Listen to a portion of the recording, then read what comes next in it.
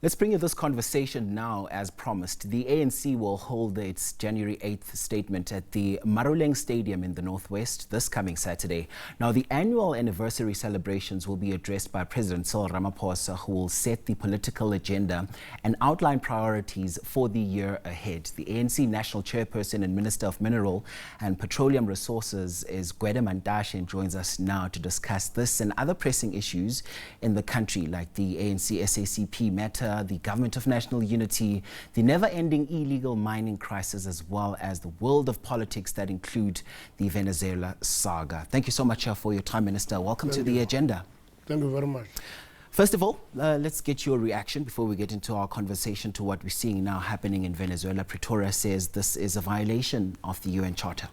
Obviously, we can't approve any state that uses power to invade a smaller state, because it means we are in a world of the survival of the fittest and the destruction of the weak. It doesn't matter what contradictions are in a country, that country must sort its own contradictions. No big power must intervene by force, as the US is doing. Basically, what the US is doing is to undo all the international laws and have the US as the marshal of the world, and nobody else must intervene in the United States. Right. Thank you so much for that, Minister, as we lay the foundation for this conversation, So now on to the business of the day. The ANC gets into this week for the January 8th celebrations, and it's facing an electoral decline in support. We're looking at internal factions which have been so widely and so well documented as well as some conversations that have been had around the ANC and governance as well. So looking at this now, what are you saying South Africans should commit to when it comes to the ANC, especially when we look at what it can offer materially that would be different from what it has offered over the past decade or so? Actually, there should be nothing different from what has been offered, because what we normally do, we understate what we have done. And sometimes we don't talk to what we have done. Many people, when they talk of Johannesburg, they will tell you of the decay of central Johannesburg and all those things. What they will never mention is the growth of from Rosebank to Sandton to waterfalls, and the linkage between Johannesburg and Pretoria, which has happened between 1994 and now. They don't see it because they are actually taking us away from the focus of positive development. Today, when you talk of Gauteng as a city province, you will see the linkage between Johannesburg, Ekurhuleni, and Tshwane into one composite entity. That is development. We must talk to that issue. You go to universities, here in University of Johannesburg, which used to be Rand African University, 60% of the students there are only dependent on NSFAS. That means the state is funding education of children from poor communities into graduates. We don't talk about that because it is something we've had.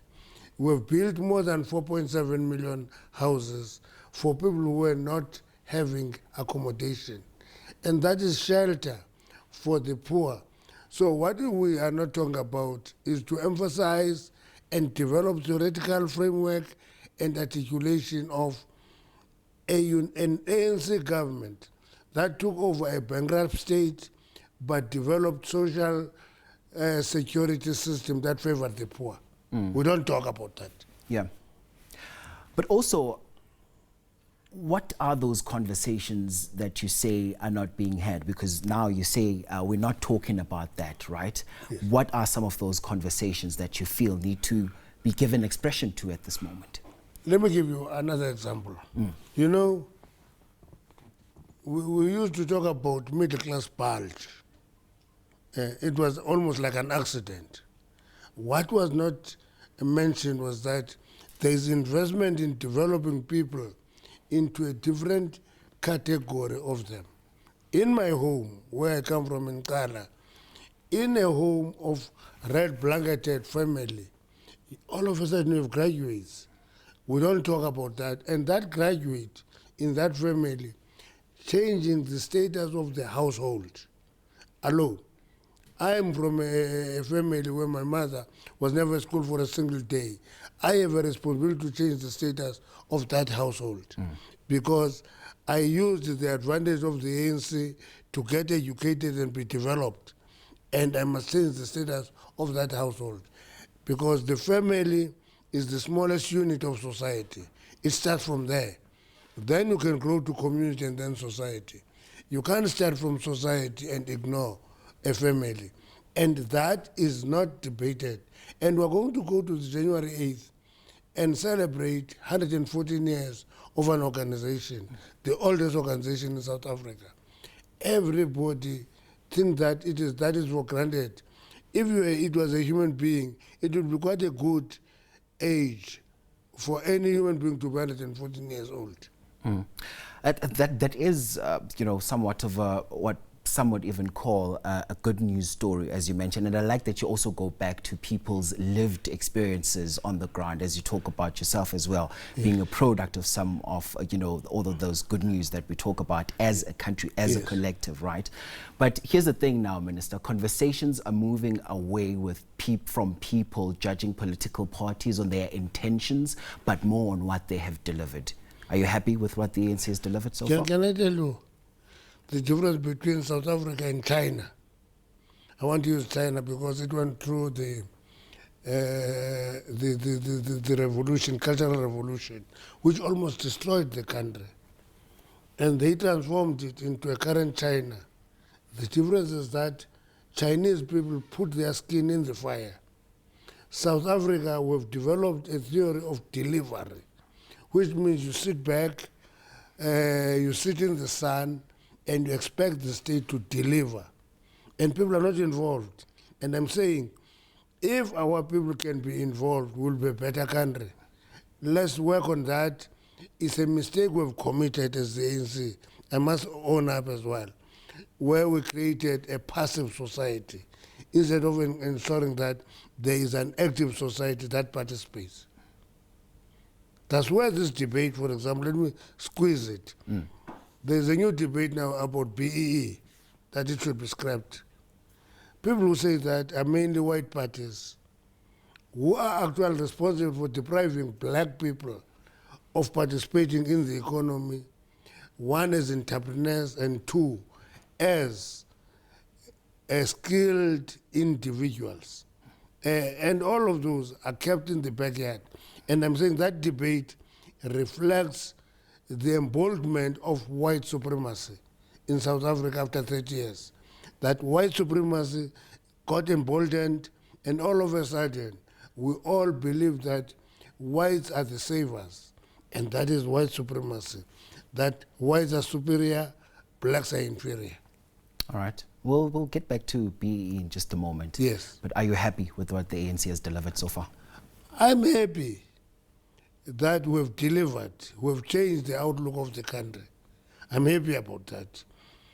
I'm unhappy with the fact that many of our people don't use the advantage of an ANC government. I'm not happy about that. Instead, they expect that government to take them. You know, one day I was traveling with a young girl from the Eastern Cape, and she says to me, you know, the ANC took me through high school in an office school. And they gave me NSFAS. I'm a professional pharmacist. And she says, but the ANC now cannot look for a job for me. And I asked this young lady and said, so in other words, you say, the ANC has given you a fishing rod. It must now catch fish for you. And she says, no, I never looked at it from that angle. And I think that is the angle that is missing in the debate.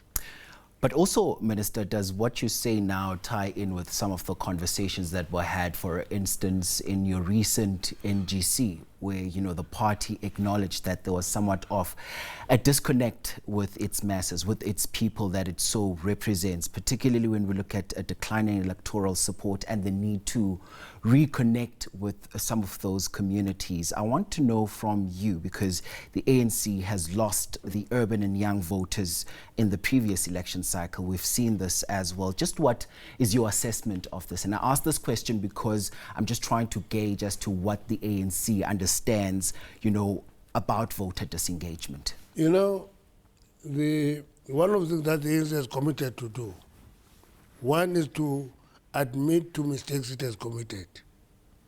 One, it has committed itself to analyze the cause of those mistakes. It has committed itself to try and correct those mistakes. There's no other part that has done that. And we said, we'll take these steps. One, admit that we have committed a mistake. I've made one commitment now, admission, that listen, we've created a very passive society instead of an active society. That is part of the disconnect. That society stays, you know, in Lower Kala. I started a project there. Many thought that was a government project. It was my project. I was plowing the land for villagers. I said to them, young people must participate in production of maize. They refused. They wanted me to rent the piece of land. They didn't want to be part of the project until after 3 years, I said, if you are not part of the project, then I give up on the project. I gave up. In that same village, I gave them 10 rams per annum for 9 years. And those rams changed the quality of flock in the society. But the fact that our community is not part of it is a big disappointment. They don't want to be part of the improvement, and I'm unhappy about that. I would prefer a society that is doing things themselves. Let me give you an example. When we talked about certain things, my colleagues say, we didn't struggle for this. And what they don't say, we didn't struggle to be passive. We struggled to build a country, to be part of finding solutions. We must all be part of solution of the country and not be dependent on the state or the ANC for solutions. The more people get involved, the better the country will be. One of the things that will happen, will never happen here. We've set a particular standard at a particular level. Even if a right-wing white party can take over, it will not go below that level because we've set that standard. Okay? Yeah. Let's come now to the Government of National Unity. We are well into it now and looking at all the dynamics and the nitty-gritties that also come with it. From your vantage point, what is your fair assessment of it? Is it still fit for purpose? One, we have given it a proper definition. We said it's a coalition of contending forces. We contest every idea in the Government of National Unity. But there was one agreement that there must be stability in the country. We must not destabilize the country. We must run the country with a purpose, and I think we're doing that. But within that Government of National Unity, I'm not expecting, for example, a Free Front to be all of a sudden be friends of the ANC. I'm not expecting that. But I'm expecting the Freedom Front because we've given them a portfolio of correctional services to run that efficiently. I'm not expecting a John Steenhuisen to be a fan of the ANC. I still expect them to say, BE is not right for us because they prefer white supremacy, and I must engage that white supremacy within the Government of National Unity and do what should be done and ensure that I continue driving transformation within the Government of National Unity. That is where I am. And to me, the ANC taught me about something called motive forces. That means you talk to the working class, you talk to the rural peasants, you talk to the middle strata, you talk to aspirant and real capitalists. You engage all of them. Once there is a gap in the engagement, it will reflect in the electoral outcomes.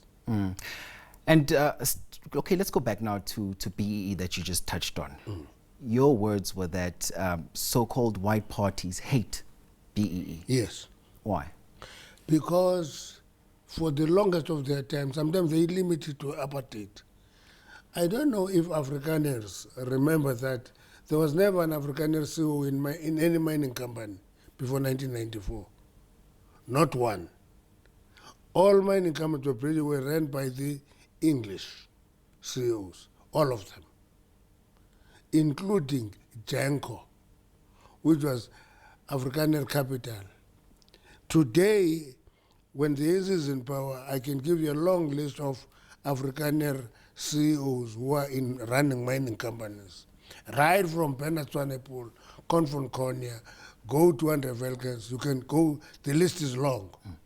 And to me, that is change. Number two, black South Africans were not regarded as humans. They were regarded as machines. That's why they were not allowed to have companies of their own. Today, black South Africans run companies. In my sector, mining, coal mining is run by black, is owned by blacks. There's only one company that remains white there. It's called Glencore. It is number 3 in terms of the level of production. Everything else is owned and run by black South Africans. And 60% of manganese, same. And we're increasing our participation in PGMs and in gold. So if you take that, the right to participate in the economy itself is quite an important right. And if you say BEE must be done away with, you are basically saying exclude 80% of the population from participating in the economic activity of the country. And I'm saying that is a misnomer that we must resist with everything we have. And given some of the debates around BEE in particular, just what reassurance can you give government that BEE will really broaden and it will be for the benefication of everybody that's involved, instead of that perception that it's only for the elite that are connected that benefit from BEE? And because this is a perception that is continuously reinforced by what we see, just how do we fine-tune it to make sure that even in time of weak growth and high unemployment, everyone still benefits? You see, one, you must analyze the system. We're in a capitalist system, and we must not fool ourselves and think that we're running a socialist system, which is, by theory, equalizing chances for everybody. Deng Xiaoping in China goes there and says, listen guys, our economy is stagnating. Let's do something different. And he says, let's run socialism on the social aspects and run free market system on the economy so that China can cope with the Asian tigers around it, which were smaller but booming. And it did only that. And that is what is happening here. In a capitalist system, not every citizen become an entrepreneur. There are 2 programs that should be run, a BEE which produced capitalists, black capitalists, and it is doing that at a number that nobody notices because we don't apply our mind. But there must be another program that is aimed at taking ordinary South Africans out of abject poverty and put them into a level of life that is comfortable for everybody. If we run those 2 programs, BEE is not an issue. What we are not going, you can go to the Afrikaner system. That's why people will talk of Rupert, talk of Oppenheimers, and a few families. It's because that is the nature of capitalism. Entrepreneurs are not created by politics, okay? Entrepreneurs are inborn, and they develop their own skills and develop into big empires. And we must do that as black South Africans and not expect to be given gifts called wealth. That is not a gift. And to also just zone it back to your earlier point around the government of national unity that we also spoke about, I'm sure some earlier lessons have emerged. what are some of those lessons that emerged? And from your vantage point now, what are some changes that need to be implemented around that to ensure that this model of government is fit for purpose, but also does exactly what it's supposed to do? The only difference with the government of national is that it needs more consultation. It requires the ANC, which is the biggest party in the GNU by far, to talk to everybody. That's why it is having 9 other parties in the GNU, but work as one. And if you look at that GNU, you'll find that other parties are beginning to be part of the GNU. DA depends on the day. Today they are part of the GNU full time. The other time when they want to campaign, they become a spoiler and disrupt every effort. And we must be tolerant of that and appreciate that they will do that to appease their constituency. But we must do what is right to benefit South Africa as a country. And also another one today on energy and security, as well as, the state capacity. You have said that, you've argued that load shedding is rooted in historical underinvestment, right? Yet also we're seeing that private generation itself has come online faster than all of those state spoken about sort of capacity and as well as led programs that we usually hear about. So what does this disparity tell us about what needs to be changed, particularly when it comes to energy generation? Minister Ramaphosa will give you a more detailed answer to that.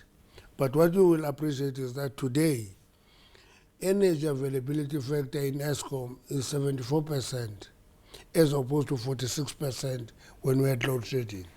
That means paying attention to the generators in Eskom, coal generators, in itself has contributed to doing away with load shedding. And that's why it is a myth to think that you can do away with coal in the short term. You will breathe fresh air in darkness, and you must avoid that. Continue breathing fresh air, but there must be light. You must not be like Spain, where there was no pollution, but there was also no electricity. We must avoid that. Opening up generation to private sector, it's important and it's fast, but it is still as low as 10% of the generation.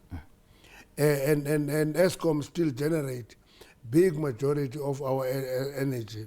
And load shedding is a thing of the past. Not because we changed tactics, but because there was more focus on Eskom generation of electricity. And I had to ask you that because, it's something that you have also commented on. And let's now zone into something that you would know, which is mining policy, which has, mining policy certainty in particular, which has under your tenure, been amended and clarified for a few times. From an investor perspective, Minister, which single intervention would you say by your department points to where we are now with that? I don't know if you have noticed that this year, 2025, the last year, we opened 4 new shafts. 4 new shafts. One was in platinum, one in gold, one was in coal. Actually, 2 were in coal, and there are many others that are in the pipeline.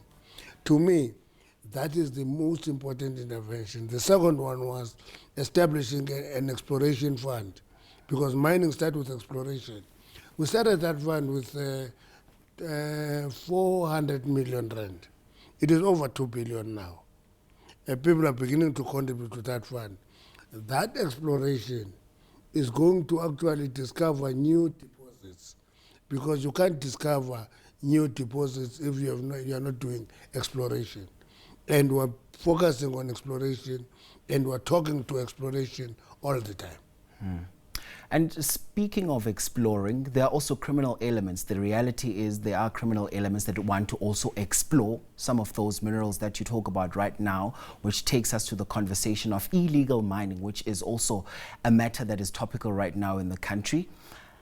government's efforts in terms of dealing with illegal mining, are you happy with them thus far? Because so much has been said about that. Let's start by saying illegal mining is not a South African phenomenon. It's a global phenomenon, by the way. It's a criminal activity. It's people who are stealing precious metal from the state to themselves. And therefore, they must be dealt with as criminals. The Human Rights Commission... But are we having them dealt with as criminals? Yes, yes. That's why when there was a massive arrest in Stilfontein in 1978 of the people that died, there was an outcry in South Africa, but from where I was seated, I was saying it's a decisive intervention by the police and it is necessary.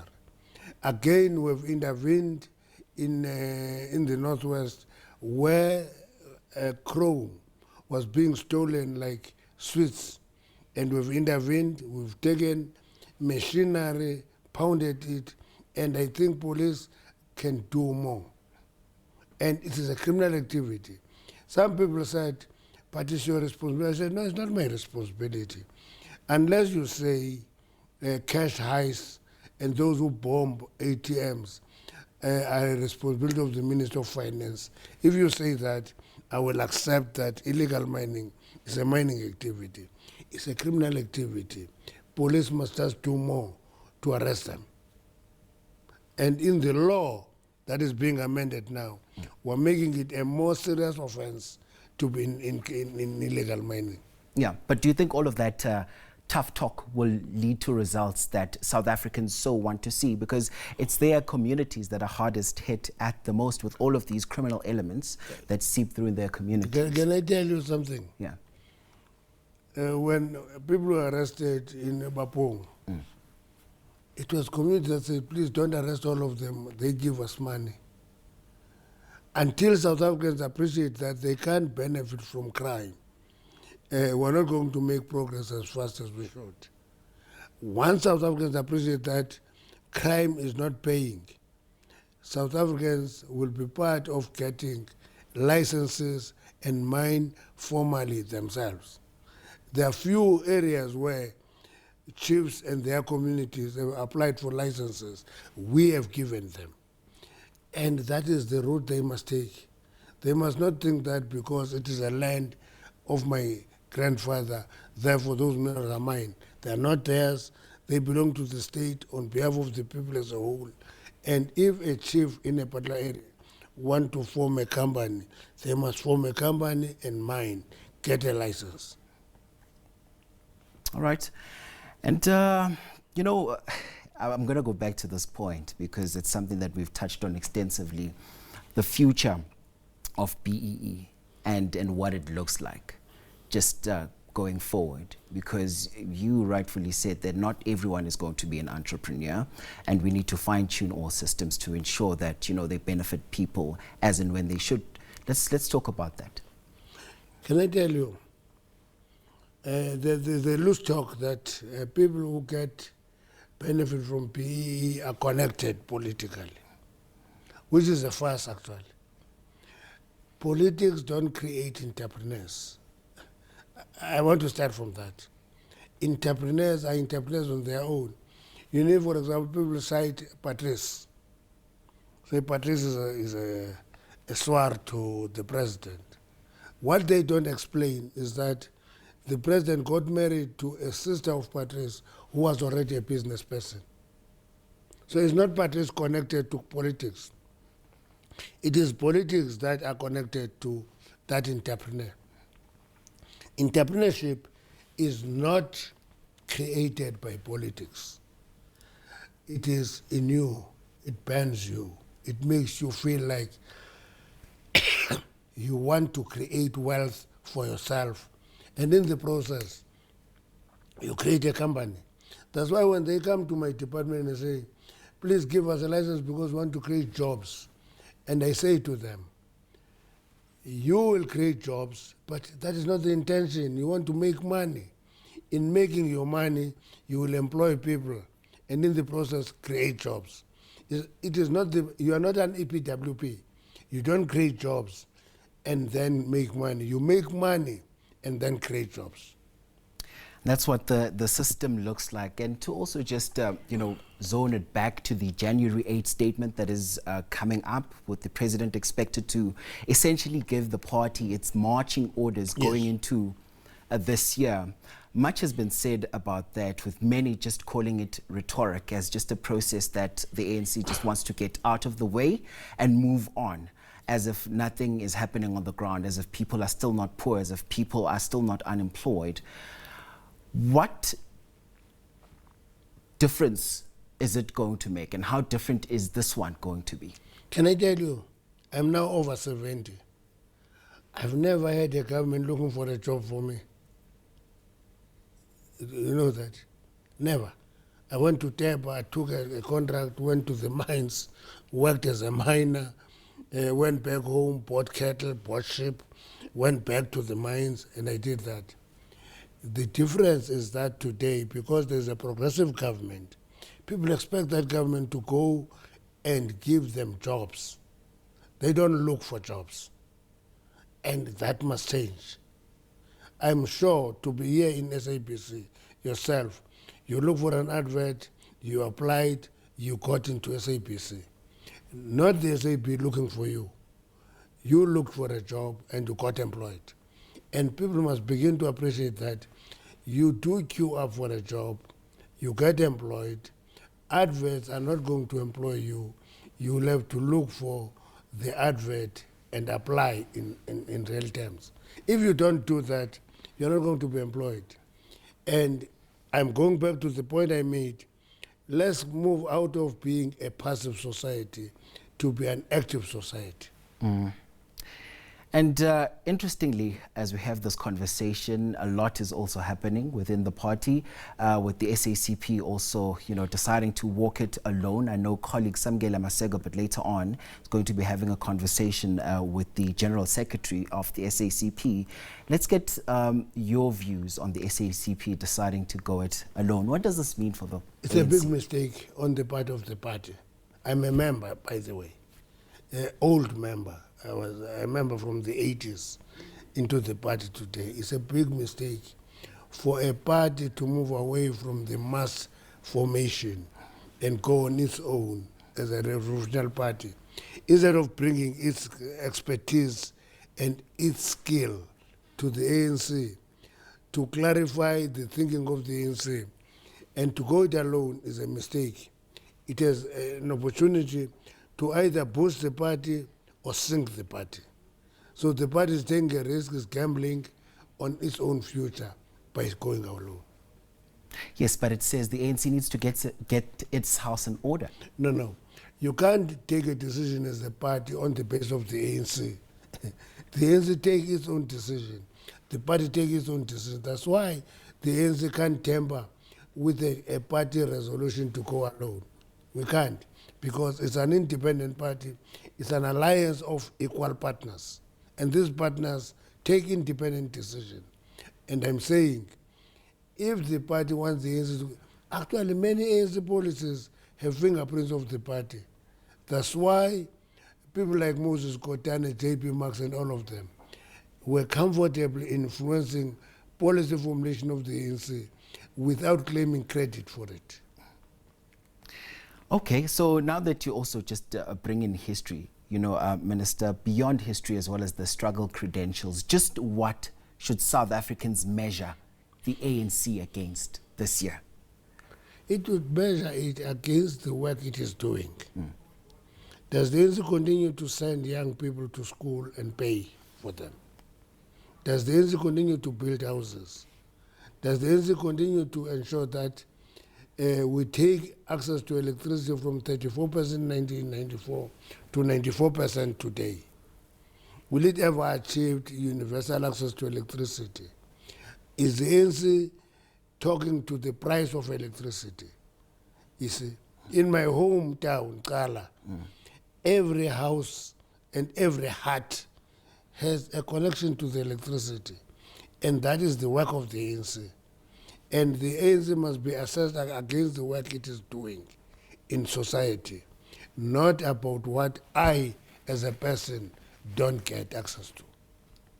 Right, and I want us to also just broaden it back into some of the global issues that we're seeing now with what is currently happening to Venezuela. I want you to actually expand on the point that you said, that you detest what is happening there at this moment.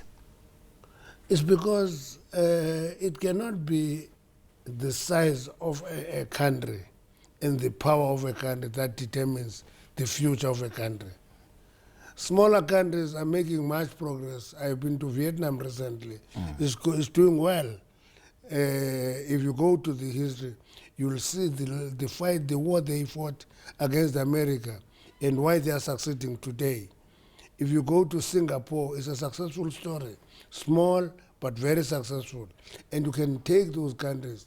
And if those countries will be determined, they will determine their future on the basis of the military strength of each one of them, then there is no future in the world. There will be a future for big countries only. And you know, given South Africa's history of opposing oppression and fighting for self-determination that you just spoke about now, how does the party, you know, justify sort of its close political and economic relationship with China, while on most occasions many have said it remains, you know, silent on China's treatment of Tibet? Now, we can't get into China's program. China has a one China policy. It has a number of areas like what is this small state that was to be independent, the island of Taiwan. You can't interfere with that. China must sort itself there, because we sort our own problems ourselves. Okay, small as we may be. Actually, China is our biggest trading partner, you know that? Yeah. It's our biggest trading partner. So it's not just ideological lineage to Chinese. We are having a working program with the Chinese. They invest in our economy, we export to them. From year to year, we have a more positive balance of payment against China. But the unfortunate part is that we export raw commodities, they send to us finished goods. That must change. And interestingly, as you say, that much has also been said about the international organizations as well on the international sphere. For example, the UN Security Council was created to maintain international peace and security, but its effectiveness is increasingly under the spotlight. What is your take on some of those conversations? Because it was dependent on the US funding. And with Donald Trump in the United States, they will not fund those international structures. They will withdraw funding. And those structures will be weaker because other countries have not taken the responsibility to sustain those structures. And those structures will be weaker. There will be a debate today or tomorrow. No, tomorrow. That is Monday. In the United Nations Security Council to debate the intervention of the US in Venezuela.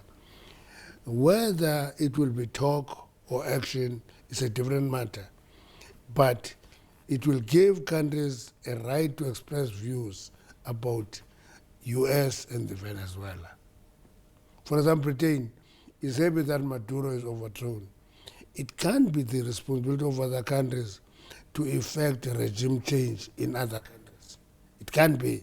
We must not accept that, whether we're unhappy with the regime that is in charge of a country, but regime change is not the responsibility of a bigger economy.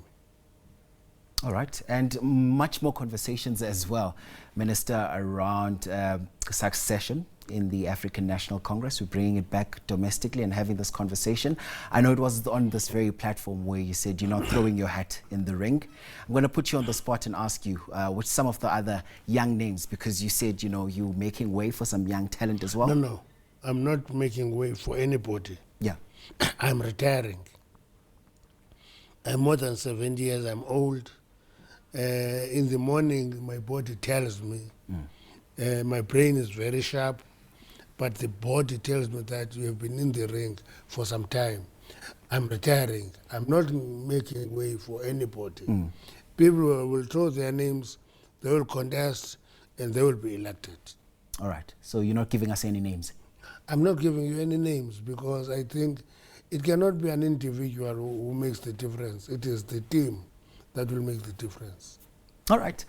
Look, I must thank you so much for your time. Thank you so much for popping in this morning. It was certainly great having this conversation with you. We wish to have you again right here on the program. I must thank you so much for breaking that January 8 statement for us right here on the program. Thank you so much, Minister. That was, of course, the ANC National Chairperson and Minister of Mineral and Petroleum Resources, Gwede Mantashe, joining us here on conversation about a mixed bag of issues here. Thank you so much indeed for your time.